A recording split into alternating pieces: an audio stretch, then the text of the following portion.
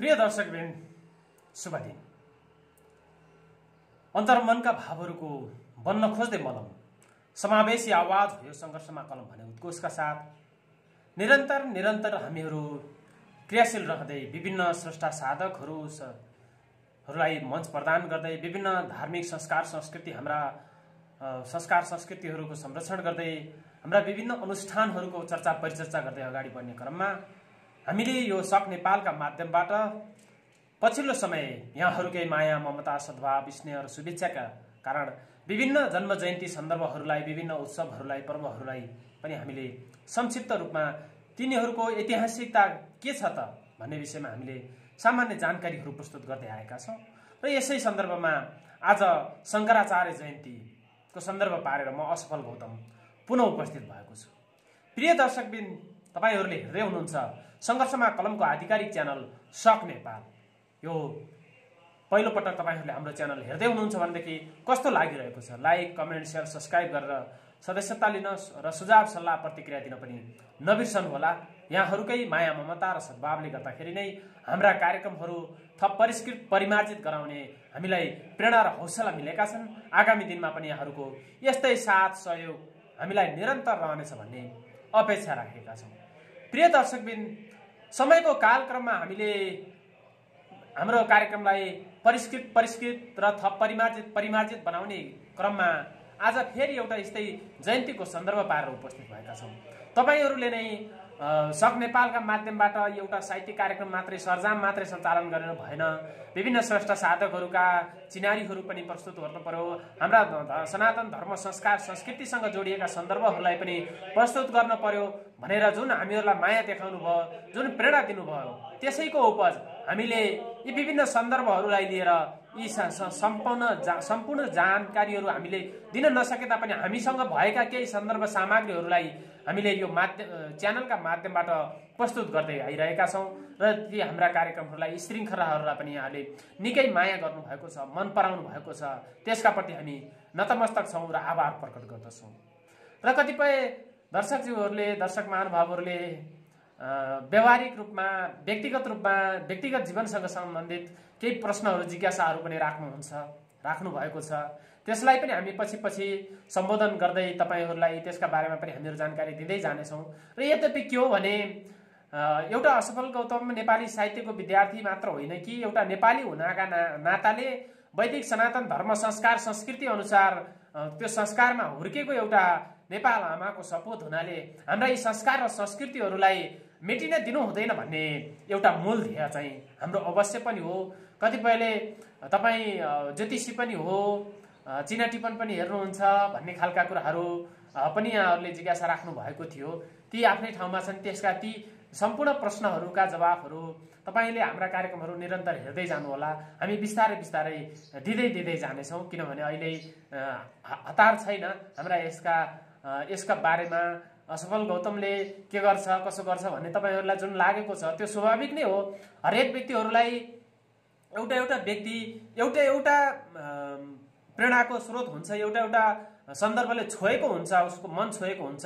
त्यसैले गर्दाखेरि यहाँहरूलाई केही लाग्यो होला, त्यो आफ्नो ठाउँमा छ। त्यो मेरा लागि एउटा सौभाग्यका रूपमा मैले लिएको छु भने आज यो शङ्कराचार्य जयन्तीको सन्दर्भ पारेर शङ्कराचार्यको जीवनी र के थिए त, शङ्कराचार्यको बाल्यकाल कसरी बितेको थियो, शङ्कराचार्य जन्म कसरी भएको थियो, सबैभन्दा महत्त्वपूर्ण कुरो त शङ्कराचार्यको जन्मकै सन्दर्भमा ऐतिहासिक तथ्य रहेको छ। त्यसैले गर्दाखेरि पनि आज हामीले उहाँको यो जन्म जयन्तीको सन्दर्भ पारेर यो सामग्री प्रस्तुत गरेका छौँ। प्रिय दर्शकबिन, यो वर्ष अक्षय तृतीया हामीले अस्ति मात्र मनायौँ र यो वर्ष अक्षय तृतीया 2 दिन परेको थियो। तिथिका हिसाबले वैशाखको 31 गते व्रत थियो भने 1 गते पनि तृतीया तिथि थियो। र कतिपय सन्दर्भमा शङ्कराचार्य जयन्तीका सन्दर्भमा, आचार्य शङ्कराचार्यका जन्म जयन्तीका सन्दर्भमा केही विवादास्पद सन्दर्भहरू, केही फरक जानकारीहरू रहेका छन्। किन त भन्दा आचार्य शङ्कराचार्यको जन्ममितिका बारेमा सुरुमा खासै खोज भएन। त्यो सत्य हो, हामीले पढेको इतिहासले त्यसै भन्छ। र पछिल्ला अनुसन्धानहरूबाट उहाँको जन्म कतै विक्रम सम्वत 743 वैशाख शुक्ल तृतीयाको मध्याह्न काल भनेर उल्लेख गरेको पाइन्छ भनेदेखि कतै वैशाख शुक्ल पञ्चमीको तिथिमा भएको भनेर यसरी दुई थरी तथ्यहरू प्राप्त भएका छन्। र वैशाख शुक्ल तृतीयाको मध्याह्न काल पछाडि भएको भए पनि आज हामीले यो सामग्री प्रस्तुत गर्दै गर्दाखेरि तृतीया तिथि यो वर्ष 2 दिन परेका कारणले गर्दाखेरि पनि त्यो तृतीया पछाडि चतुर्थी आउने भएका कारणले गर्दाखेरि जेठ 2 गते चतुर्थी तिथि पर्यो भनेदेखि कतै सुन्नमा आएको वैशाख शुक्ल पञ्चमी भन्ने सन्दर्भहरू छन्। त्यसले पनि अब यो तृतीया तिथि 2 दिन रहे तापनि यो चौथी तिथि आज 2 गते मात्र रहेको हुनाले हामीले यो सामग्री प्रस्तुत गरेका छौँ। वैशाख शुक्ल पञ्चमीका दिन भनेर भने कतै भनिए तापनि विशेष गरी सबैभन्दा धेरै जानकारी चाहिँ वैशाख शुक्ल तृतीयाको मध्याह्न काल भन्ने कुराहरू आएका छन्। हामीले त्यसै आधारमा यो सामग्री तयार गरेका छौँ र यसरी आचार्य शङ्कराचार्यको जन्म दक्षिण भारतमा भएको हामीलाई जगजाहेरै छ। एक पौराणिक श्रुति अनुसार शङ्कराचार्यका पिता शिवगुरुको विवाह विशिष्टा देवीसँग भएको थियो। शिवगुरु जो शङ्कराचार्यका पिता हुनुहुन्थ्यो भने विशिष्टा देवी माता हुनुहुन्थ्यो। शिवगुरुको विवाह विशिष्टा देवीसँग भएको थियो। तर विशिष्टा देवी र शिवगुरुका कोखबाट कुनै सन्तानहरू भएका थिएनन् र शिवगुरुले सन्तान प्राप्तिको इच्छा पूरा गर्न श्रद्धापूर्वक भगवान शिवको तपस्यामा लीन हुनुभएको थियो। र उक्त तपस्याका प्रभावले शङ्कर बाबा प्रकट भई शिवगुरुलाई सपनामा दर्शन दिएर वरदान माग्न आज्ञा गर्नुहुन्छ र आज्ञा गर्नुभएको जनश्रुति रहँदै आएको छ। र शिवगुरुले दीर्घायु र सर्वज्ञ पुत्र प्राप्तिको वरदान मागेसँगै यसरी शङ्कराचार्यको जन्म भएको किम्वदन्ती हामीले पढ्दै आएका छौँ। र यो मात्रै होइन, यसरी शिवगुरुले दीर्घायु र सर्वज्ञ पुत्र प्राप्तिको वर माग्दै गर्दाखेरि वरदान माग्दै गर्दाखेरि भगवान शङ्करले भन्नुभएछ, बाबु दीर्घायु पुत्र सर्वज्ञ हुँदैन र सर्वज्ञ पुत्र दीर्घायु हुँदैन, भन्नुहोस् कस्तो पुत्र चाहनुहुन्छ। यसरी भगवान शङ्करले यो प्रश्न गरिसकेपछि फेरि शिवगुरुले भन्नुभएछ, सर्वज्ञ पुत्रको प्राप्तिको वरदान मलाई प्राप्त होस् भनेर भनिसकेपछि फेरि भगवान शिवले भन्नुभएछ कि बाबु तिमीले सर्वज्ञ पुत्र पाउनेछौ, म आफै तिम्रो पुत्रको रूपमा तिम्रो घरमा अवतार लिनेछु। यसरी शिवगुरुका परिवारमा विशिष्टा देवीका पुत्रका रूपमा जन्मिएका कारण उहाँलाई शङ्कराचार्य भनिएको भन्ने किम्वदन्ती हामीले पढ्दै आएका छौँ, सुन्दै आएका छौँ। यसरी यो हेर्नुहोस् त आजको इतिहास, आजको वर्तमान समयमा हेर्दै गर्दाखेरि र यी तथ्यहरू हामीले यी हाम्रा पौराणिक तथ्यहरू पढ्दै गर्दाखेरि हामीलाई एकादेशको कथा जस्ता लाग्छ। तर यी कथा होइनन्, यी सत्य हुन्। हो, यो सत्य कलि द्वापर त्रेता यी विभिन्न युगहरू हामीले पढ्दै आयौँ र कलियुग हामी भोगिरहेका छौँ। र यी भनेका यी सत्ययुगका कथा, त्रेतायुगका कथाहरू, यी विभिन्न युगका प्रतिनिधित्व गरेका कथाहरू। यसैले गर्दाखेरि एउटा सपनामा भगवानसँग लीन भएर प्रार्थना गरेर वरदान मागेर जन्मनु भएका शङ्कराचार्य, जसलाई यस्ता दीर्घायु र सर्वज्ञ पुत्र त हुन सक्दैनन्, त्यसैले गर्दाखेरि यो शिव बरु म तिम्रो सन्तान भएर म आफै जन्मनेछु भनेर भोले बाबाले विशिष्टा देवीका कोखमा जन्म लिएको किम्वदन्ती जगजाहेर रहेको छ। र यस्ता विशिष्ट पुत्र, यस्ता आचार्य शङ्कराचार्यको आज जन्म जयन्तीको सन्दर्भ पारेर यो सामग्री हामीले प्रस्तुत गरेका छौँ। यसरी विशिष्टा देवीका पुत्रका रूपमा जन्मिनु भएका कारणले गर्दाखेरि उहाँलाई शङ्कराचार्य भनिएको पाइन्छ। र शङ्कराचार्य सामान्य बालक हुनुहुन्थेन। उहाँ त 7 वर्षकै उमेरमा वेदको पूर्ण अध्ययन गरिसक्नु भएको थियो भने 12 वर्षमा सर्वशास्त्र पढिसक्नु भएको थियो। यसै कारणले गर्दाखेरि पनि उहाँ आदि गुरु शङ्कराचार्यका नामबाट प्रसिद्ध हुँदै आउनु भएको छ। उहाँको प्रसिद्धि व्यापक रहेको छ। र शङ्कराचार्यको जीवनमा भिक्षाको सन्दर्भ पनि निकै रोचक रहेको तथ्य हामीले पढ्दै आएका छौँ, तथ्यहरू पढ्दै आएका छौँ। शङ्कराचार्य 10 वर्षका हुनुहुन्थ्यो। 10 वर्षका आचार्य शङ्कराचार्यले सनातन धर्म हिन्दू संस्कारको समन्वय र पुनरुत्थान गर्ने सङ्कल्प लिएर जब भ्रमण सुरु गर्नुभयो त्यो बेला उहाँ निकै चिन्तित हुनुहुन्थ्यो। यत्रो अभिलाषा कसरी पुरा गर्ने होला? कन्याकुमारीदेखि कश्मीर र गान्धारदेखि कामरूपसम्मका अनेक देशहरूमा छरिएका सनातन मतावलम्बीहरूको एकताको सञ्चार र समन्वय कसरी गर्ने होला भनेर उहाँलाई सोचमग्न बनाइरहेको थियो। उहाँ सोचमग्न हुनुहुन्थ्यो। र यसरी एउटा गाउँको बाहिर एउटा बरको रुखको छायामा सोचमग्न भइरहेका बेला काम बहुतै ठुलो लाग्यो उहाँलाई र उहाँ एक्लै हुनुहुन्थ्यो र राजशक्ति साथमा थिएन। हिन्दूहरू ससाना संकीर्ण मतमा बाँटिएका थिए। उनीहरूलाई एकीकरण गर्न निकै गाह्रो थियो। समस्या समाधानको कुनै उपाय फेला परिरहेको थिएन। शङ्कराचार्य चिन्तित हुनुहुन्थ्यो र दोपहर भोजनका लागि पनि भोजन त गर्नै पर्यो। भिक्षा माग्नका लागि नजिकैको गाउँमा जानुभयो र उहाँ त्यो भिक्षाका लागि त्यो गाउँमा जाँदाखेरिको कथा पनि निकै दर्दनाक छ। यसरी त्यो गाउँमा उहाँ जब भिक्षा माग्न जानुभएको थियो, एउटा घरको ढोकामा उभिएर भिक्षाका लागि आह्वान गर्नुभयो र त्यस घरको गृहिणी भित्रबाट धेरै बेरपछि आँखा पुस्दै बाहिर निस्कनु भयो। सायद उहाँ भित्र रोइरहेको हुनुपर्छ आँखा पुस्दै निस्किसकेपछि। र निन्याउरो मुख लगाएर उहाँले भन्नुभयो, भिक्षु तपाईँ घर बाहिर भिक्षा माग्दै हुनुहुन्छ, तर म आफै भित्र 3 दिन भयो खाना खाएकी छैन। ढोकामा उभिएका भिक्षुलाई रित्तै फर्काउन मेरो धर्मले दिँदैन। घरमा यो एउटा खानेकुरा भनेको यो एउटा अमला बाहेक केही छैन, यो नै भिक्षाको रूपमा ग्रहण गर्नुहोस्। र यति भनेर उहाँले एउटा अमलाको गेडो भिक्षुलाई दिनुभयो र शङ्कराचार्यले त्यो गेडो हातमा समात्नुभयो। गेडो हेर्दाखेरि त्यो पनि ताजा पनि थिएन, चाउरिएको थियो, 2-3 दिनको बासी जस्तो थियो। अनि उहाँले गृहिणीको मुखमा हेर्नुभयो र भन्नुभयो, माता तपाईले मलाई अमूल्य वस्तु दिनुभएको छ, दुःख नमान्नुहोस्। यसैलाई आधार मानेर मैले हिन्दू धर्मको पुनरुत्थान गर्दैछु भनेर आँखाभरि आँसु लिएर उहाँ गाउँ बाहिर निस्किनु भएको थियो। यसरी भोको पेट भर्नका लागि एक्लो ज्यान लिएर निस्किनु भएका शङ्कराचार्य भिक्षा माग्न जाँदाखेरि र ती भिक्षु भएर जाँदाखेरि त्यो घरमा जाँदाखेरिको त्यो तथ्य देखेर उहाँ झन् अझै म मात्रै होइन, समुदाय त अझै मभन्दा पनि दुखी छ। म भिक्षा माग्ने मात्र होइन, भिक्षा दिनेहरूको अवस्था पनि दर्दनाक छ भन्ने सन्दर्भ पनि हामीले पढ्न पाउँछौँ। उहाँको यो भिक्षाको सन्दर्भलाई पनि हामीले किन प्रस्तुत गर्यौँ भन्दाखेरि वर्तमान समय विशृङ्खल छ। हिजो केन्द्रमा रहेको शासन सत्ता आज हामी सबैका घर घरमा आएको छ भनिएको छ। घर घरमा सिंहदरबार भनिएको छ। तर त्यो घर घरमा आएको सिंहदरबारभित्र ती बसेकाहरू न त ती भिक्षा माग्न आएकाहरूले भिक्षा पाएका छन्, मन फुकाएर भिक्षा पाएका छन्, न त ती भिक्षा दिनेहरूले प्रेमपूर्वक भिक्षा दिन सकेका छन्। यो त अहिलेको दरबारमा यो दरबारमा यी भिक्षा र भिक्षुणी होइन कि दरबारमा त शोषक र सामन्तहरू जस्ता भएका छन्। यसैले गर्दाखेरि पनि शङ्कराचार्यका यी भिक्षाका सन्दर्भहरू आजको वर्तमान समयमा पनि उत्तिकै मर्मस्पर्शी छन्। जनताहरूले चुनेर पठाएका जनप्रतिनिधिहरूलाई उनीहरूले स्वइच्छाले दिने कर होइन कि अहिले त जबरजस्ती एउटा घरमा एउटा 3 तलाको घर छ र त्यसलाई भाडामा दिएको छ भने घरबेटीले पनि घर भाडा कर तिरेको छ।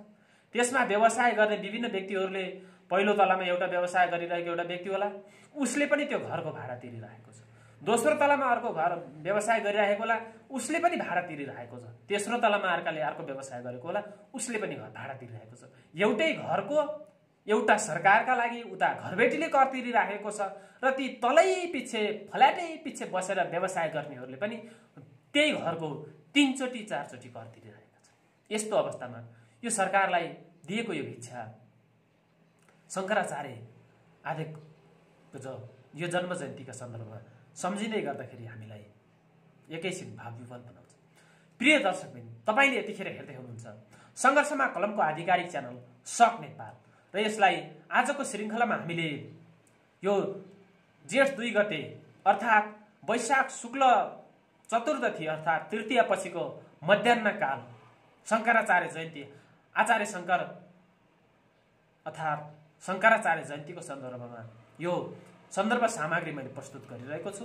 शङ्कराचार्यको जन्म कसरी भएको थियो, शङ्कराचार्यको जीवनी कसरी बितेको थियो, उहाँले आफ्नो गासका लागि भिक्षा माग्दाखेरि के कस्ता अवस्थाहरू भोग्न परेको थियो र बनारसीमा बस्दाखेरिका अनुभवहरू के कस्ता थिए, अनि उहाँले भारतीय सङ्घका शास्त्रार्थका सन्दर्भहरू के कस्ता थिए, पशुपतिनाथमा नेपालको पशुपतिनाथमा आएर आजको पशुपतिनाथ बनाउनका लागि उहाँले गरेको योगदान के थियो, उहाँका आचार्य शङ्करद्वारा रचित ग्रन्थावलीहरू के हुन् भने, अनि आचार्य शङ्करका महान बाणीहरू जसलाई हामीले अनुसरण गर्न किन आवश्यक छ, महान कस्ता कस्ता बाणीहरू थिए, यी यावत सन्दर्भहरू आजको सन्दर्भमा मैले प्रस्तुत गरिरहेको छु र तपाईँले भिडियो अन्तिमसँग हेर्नुहोला।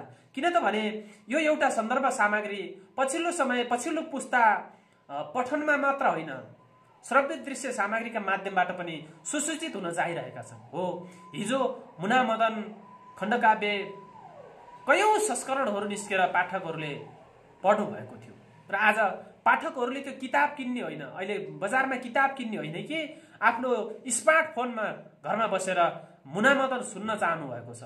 मुनामदनहरू सुनिएका छन्, रामायणहरू सुनिएका छन्, महाभारतहरू सुनिएका छन्। यसैले गर्दाखेरि पनि आज शङ्कराचार्य जयन्तीको सन्दर्भमा मैले पढिराखेको, हामीले जानिराखेको यो सन्दर्भलाई यहाँहरूलाई प्रस्तुत गर्दाखेरि यहाँ आफ्नो घरभित्र बसेर, आफ्नो बिस्तारामा बसेर, आफ्नो स्मार्टफोनका माध्यमबाट शङ्कराचार्य जन्म कसरी भएको थियो र जीवन यात्रा कस्तो थियो, कति कष्टकर थियो, कसरी यसरी शङ्कराचार्य हुनुभयो भन्ने यो प्रेरणा यहाँहरूले जान्नुभयो भने कमसेकम पनि आफ्ना छोराछोरीहरूलाई सभ्य बनाउनका लागि, घर सभ्य बनाउनका लागि थोरै भए पनि, एउटा इँटा भए पनि हामीले थप्न सकौँ भनेर यो सन्दर्भ सामग्री हामीले प्रस्तुत गरेका छौँ।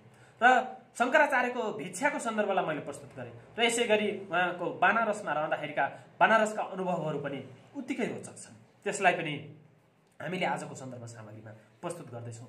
र एक दिनको कुरा थियो, आफ्ना शिष्यहरूका साथमा नुहाउन शङ्कराचार्य मणिकर्णिका घाटतर्फ जाँदै हुनुहुन्थ्यो र बाटोमा एक स्त्रीले आफ्ना मृत पतिको शिर काखमा राखेर विलाप गर्दै आफ्ना पतिको दाह संस्कारको सहायताका लागि भिक्षा मागिरहेको अवस्था उहाँले देख्नुभयो र स्त्रीले मणिकर्णिका घाटमा जाने साँगुरो बाटो छेकेर बसिरहनु भएको थियो र आचार्यले त्यो देखेर केही बेर त पर्खेर बस्नुभयो, तर नुहाउन जान बेर हुन थाल्यो।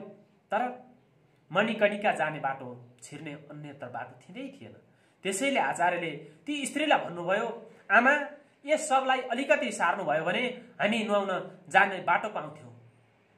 र त्यसपछि ती शोकमग्न भएकी स्त्रीले भन्नुभयो,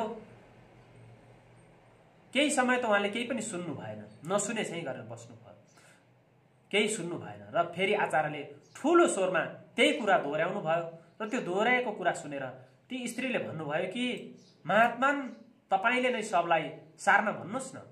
आचार्यले भन्नुभयो फेरि, माता, तपाईँ शोकमा अप्रकृत हुनुभएको छ, सब पनि कहीँ आफै सर्छ, त्यसमा सर्न सक्ने शक्ति नै कहाँ हुन्छ र भनेर यसरी भगवान शङ्कराचार्यले ती स्त्रीसँग प्रश्न गर्नुभयो र स्त्रीले शङ्कराचार्यले हेर्दै भन्न थाल्नुभयो, यतिभर तपाईँको सिद्धान्तमा शक्ति निरपेक्ष ब्रह्म नै जगतको कर्ता हो भने शक्ति नभई आफै सब किन सर्न नसक्नु?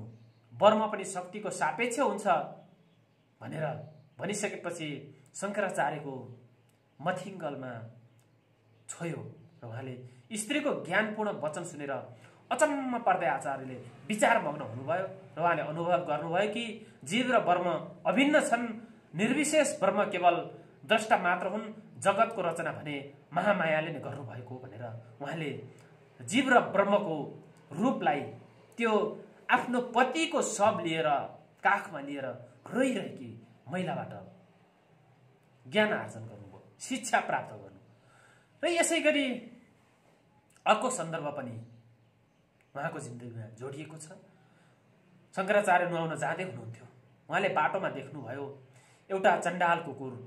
एउटा चण्डाल आफ्ना कुकुरसित बाटो छेकेर बसेको रहेछ र त्यो छेकेर शङ्कराचार्यले भन्नुभएछ, ए चण्डाल, बाटो छोड, म नुहाउन जाँदैछु।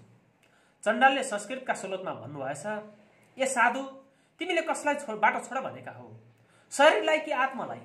यदि आत्मालाई हो भने यो शुद्ध सर्वव्यापी र निष्क्रिय छ, यदि शरीरलाई हो भने त्यो मुडो हो, बाटो छोड्न सक्दैन। तपाईले ब्रह्म ज्ञानको मिथ्या अभिमान मात्र गर्नुभएको रहेछ, वास्तवमा तपाईलाई ज्ञान भएको रहेनछ।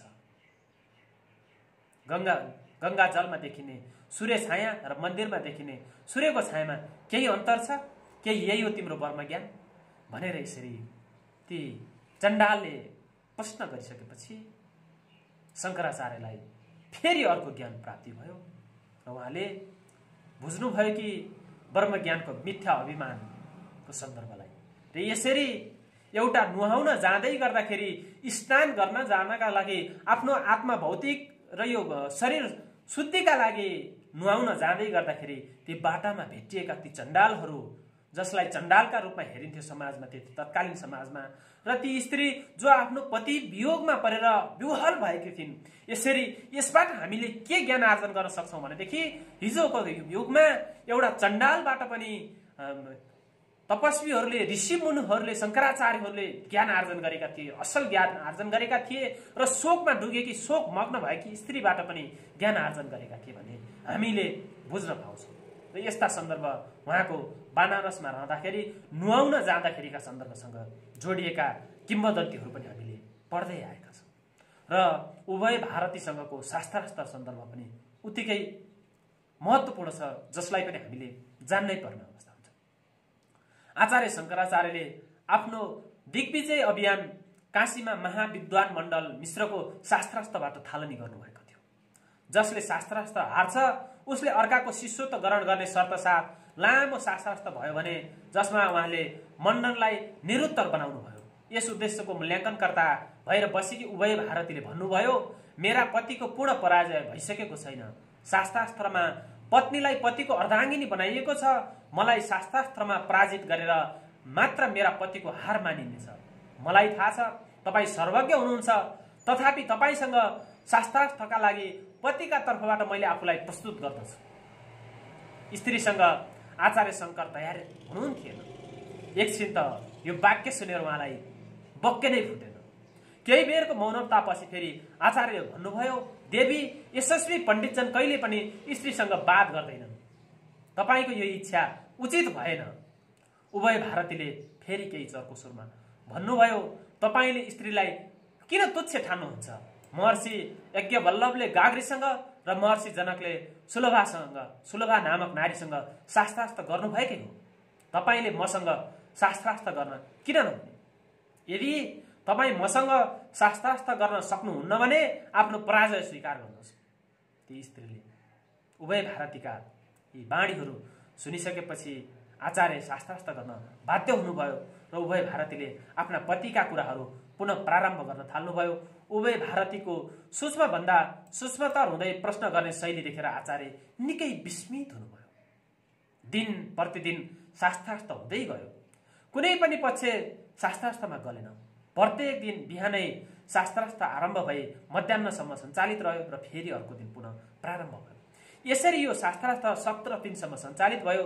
दर्शकहरू मण्डन पत्नीको अगाध शास्त्र ज्ञान र असामान्य शक्ति देखेर छक्क परे। उभय भारतीसँग गरिएको गम्भीर शास्त्रार्थले आचार्यले के बुझ्नुभयो भने यिनी साक्षात सरस्वतीको अवतार हुन्। कठिन प्रयासपछि शास्त्रार्थ गरेर उनले पनि पराजय स्वीकार गरिन्। यसको विस्तृत वर्णन भने यस्ता सन्दर्भहरूको विस्तृत वर्णन आचार्यका जीवनीहरूमा पाइन्छ र आचार्य शङ्कराचार्यले भारतवर्षका विभिन्न राज्यहरूमा भ्रमण गर्दै गर्दाका शास्त्रार्थको विस्तृत विवरण शङ्कर दिग्विजय भन्ने ग्रन्थहरूमा पनि वर्णन गरिएको पाइन्छ। ती ग्रन्थहरूलाई हामीले पढ्यौँ भने अझै धेरै ज्ञानहरू आर्जन गर्न सकिन्छ। र यस्ता शङ्कराचार्य भारतमा जन्मेर उहाँले आजको पशुपति, नेपालको पशुपतिलाई पवित्र तीर्थ, यो सबैको आस्थाको केन्द्र बनाउनका लागि लगाएको गुण पनि मनोहारी छ। र विशेष त कुरा के भने शङ्कराचार्य आफ्ना शिष्यहरूका साथ बङ्गाल देशका विभिन्न मन्दिर र तीर्थहरूको दर्शन गर्न व्यस्त रहेका बेला कुनै एक शिष्यले यस्तो खबर ल्याउनु भयो कि नेपालको पवित्र मन्दिर पशुपतिनाथको पशुपतिको ठाउँ मन्दिरमा पूजा अर्चना गर्न त्यहाँका मानिसहरूले छोडिसके। बौद्ध प्रभावका कारण हिन्दू देवताको पूर्णतया अवहेलना भइरहेको छ र अपवित्र वस्तुहरू मन्दिरभित्र फालेर मन्दिरलाई भ्रष्ट बनाइरहेका छन्। वर्णाश्रम धर्म त्यहाँ लोप भएको छ र ब्राह्मणहरूले दैनिक जीवन बिताइरहेका छन्। त्यहाँका राजा पनि केही गर्न नसकी निष्क्रिय बसेका छन्।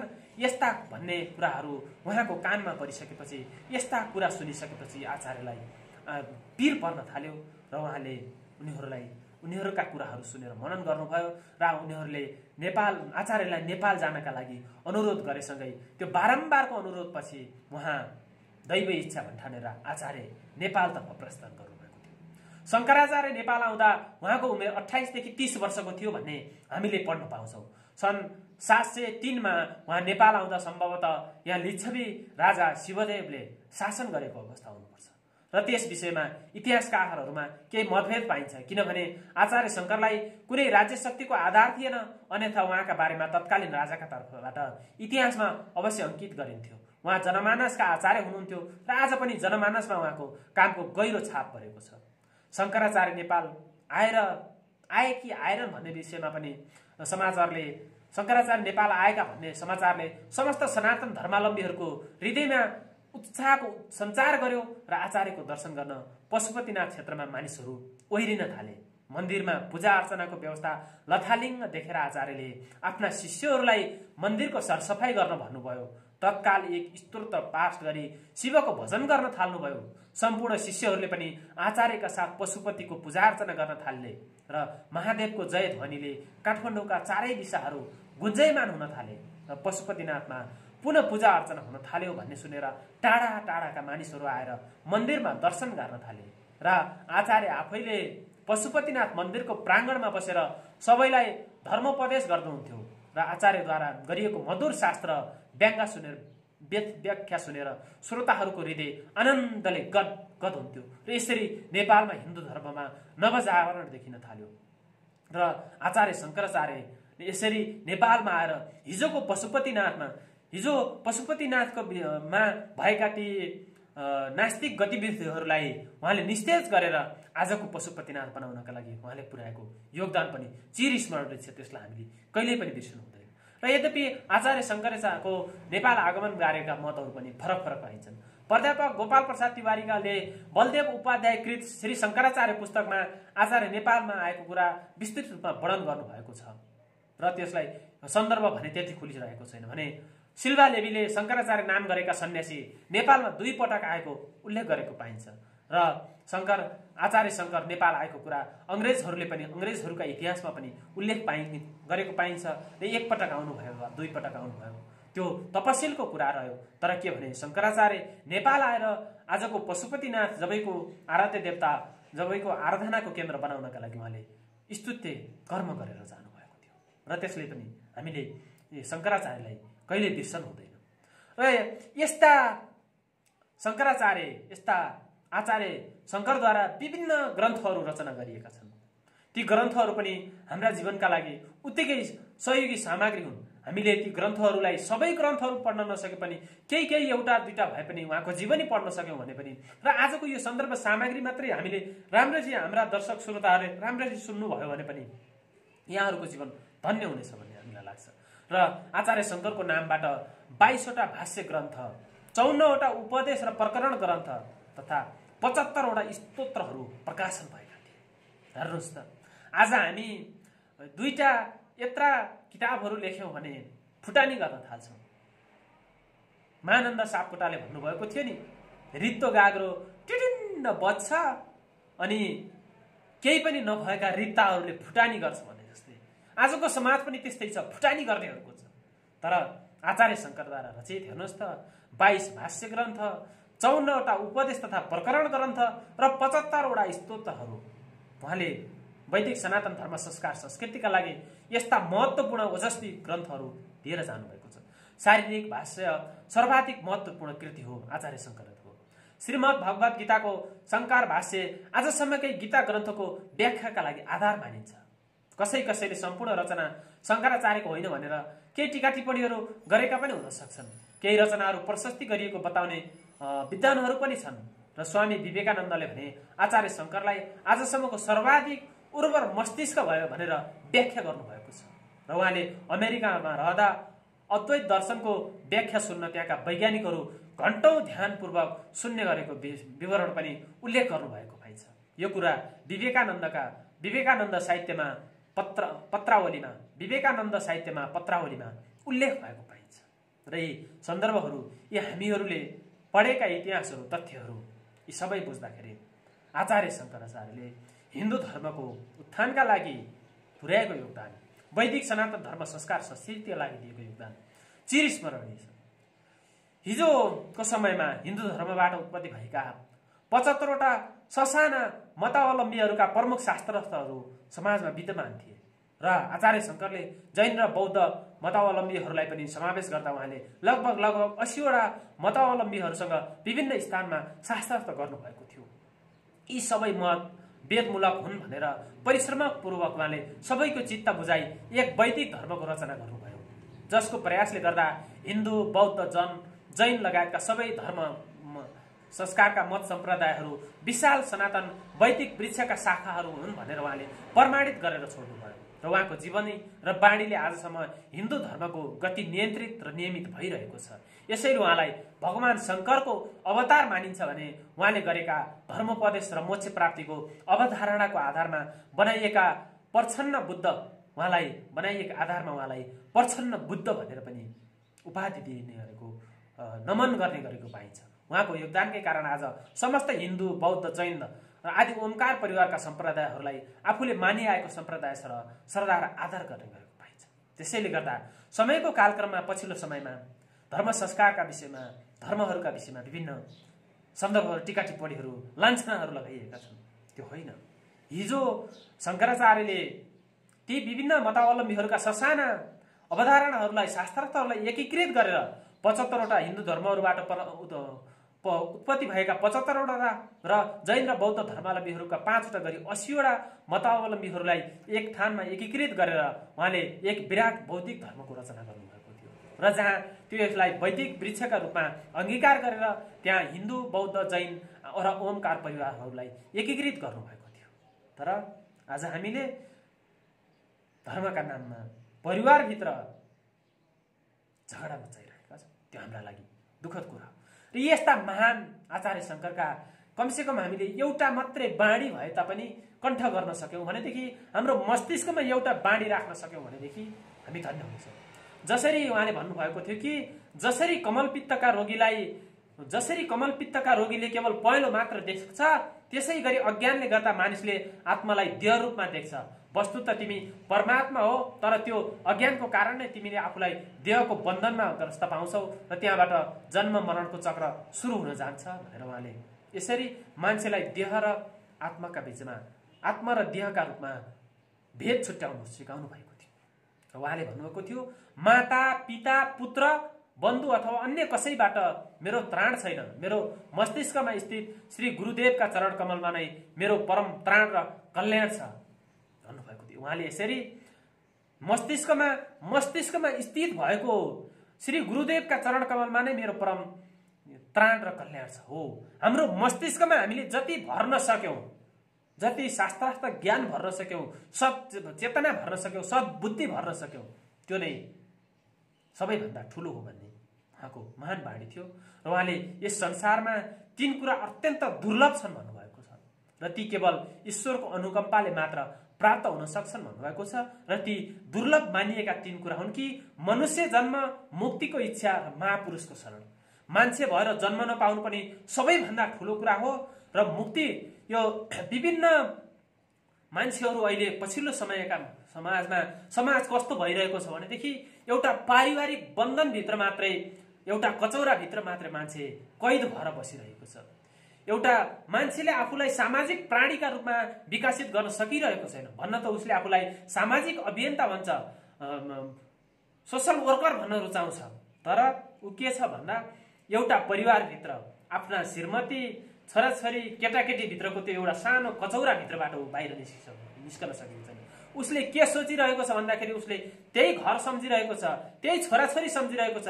श्रीमतीका लागि गरगहना, चाडपर्वमा मिठा मसिना, बालबच्चाका लागि भौतिक सुविधाका आवश्यकताका साधनहरू, श्रीमतीका लागि साधनहरू, आफ्नो लागि सुविधा सम्पन्न बसोबासका लागि विलासिताका साधनहरू, उसलाई सुविधा सम्पन्न घर चाहिएको छ, गाडी चाहिएको छ, जग्गा जमिन चाहिएको छ, ब्याङ्क ब्यालेन्स चाहिएको छ। छोराछोरीहरूका लागि त्यति नै भौतिक विलासिताका सामानहरू चाहिएको छ। त्यसैले गर्दाखेरि मान्छे त्यो एउटा कचौराभित्र मात्रै छ कि त्यसले कहिल्यै पनि त्यो कचौराबाट बाहिर निस्किन सकेको छैन र त्यस्ता मान्छेहरूले कहिल्यै पनि मुक्ति पाउँदैनन् भनेर यस्तो हेर्नुहोस् त यशस्वी दर्शन छोडेर जानुभएको छ शङ्कराचार्य। हुन पनि आजको समाज यस्तै छ।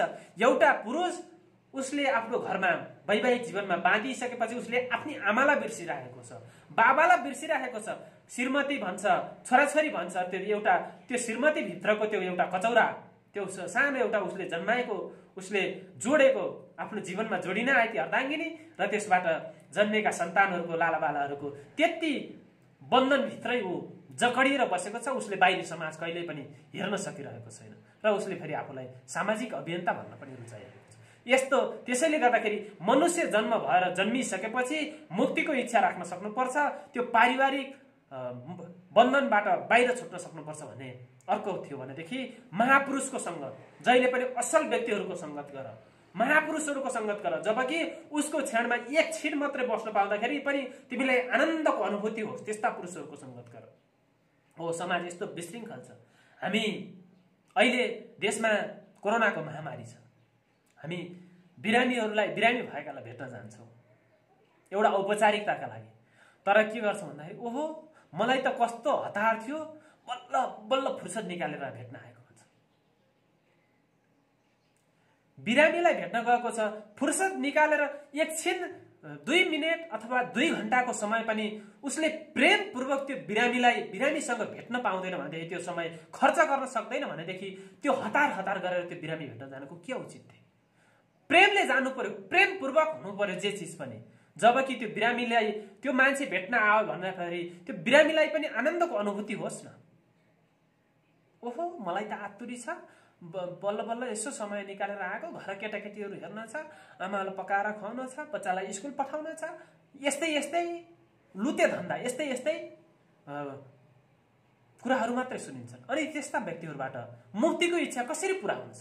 अनि त्यस्ता व्यक्तिहरूले महापुरुषहरूको सङ्गत कसरी गर्न सक्छन्? हो, त्यसैले गर्दाखेरि आदि शङ्कराचार्यले भन्नुभएको थियो मनुष्य जन्म सबैभन्दा ठुलो कुरो हो, त्यसपछि मुक्तिको इच्छा सबैभन्दा अर्को ठुलो कुरो हो भनेदेखि महापुरुषको सङ्गत, आध्यात्मिक चिन्तनहरूमा लाग्ने यस्ता साधु सन्त महात्माहरूको सङ्गत गर्नु भनेको सबैभन्दा ठुलो कुरो हो। त्यसैले गर्दा संसारमा यी 3 चिजहरू निकै दुर्लभ छन् र त्यस्ता व्यक्तिहरूले मात्र यी 3 चिजहरू पाउँछन्, जसले आफू मनुष्य भएर जन्मेको अनुभूत गर्न सक्छ, मुक्तिको इच्छा राख्छ र महापुरुषहरूको सङ्गतको उसले अपेक्षा राख्छ। त्यो व्यक्ति मात्रै यी 3 कुरो प्राप्त गर्छ, नत्र अरू भनेको एउटा कचौराभित्र, एउटा परिवारको एउटा सानो कचौराभित्रै फसिरहन्छ भन्ने कुरो अभिव्यक्त गर्नुभएको छ। हो, टोल्स्टोयले भनेका छन्, मानव बौद्धिकता भन्ने एउटा टोल्स्टोयको निकै चर्चित पुस्तक छ र त्यहाँ मानव बौद्धिकता भनेको एउटा कचौरा जस्तो छ भनेर त्यहाँभित्रका ती 31वटा अध्यायहरू छन् टोल्स्टोयको त्यो मानव बौद्धिकता पुस्तकमा।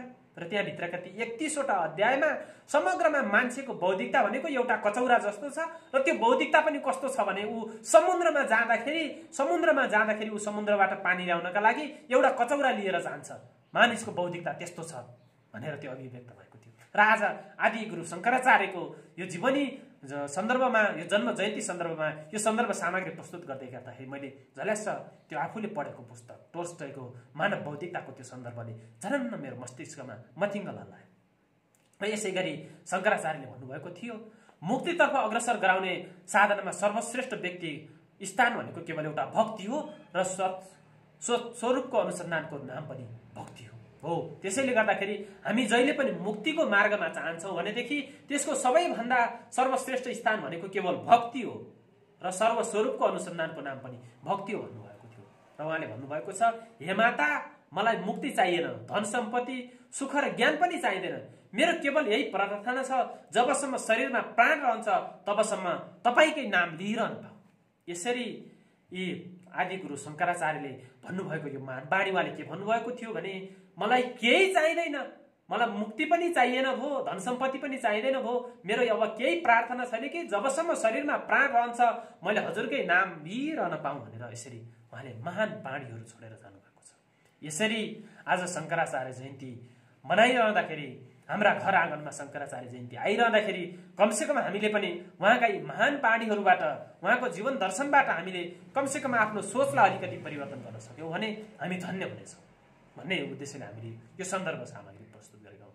प्रिय दर्शकबिन, तपाईँले हेर्दै हुनुहुन्छ सङ्घर्षमा कलमको आधिकारिक च्यानल सक नेपाल र आज शङ्कराचार्यको जन्म जयन्तीको सन्दर्भ पारेर उहाँका जन्म बाबाआमाले उहाँलाई जन्माउनका लागि कुन तपस्या गर्नुभएको थियो र त्यसरी तपस्या गरेर जन्मेका शङ्कराचार्यले आफ्नो जीवनलाई कसरी व्यतीत गर्नुभएको थियो, के कस्ता तथ्यहरू सन्दर्भहरू जीवनमा जोडिएका थिए भनेर हामीले यो सामग्री प्रस्तुत गरेका छौँ। र भारतवर्षका आधुनिक धर्म संस्थापक आदि जगतगुरु शङ्कराचार्यको जन्म जयन्ती आज भारतमा भव्यताका साथ मनाइन्थ्यो।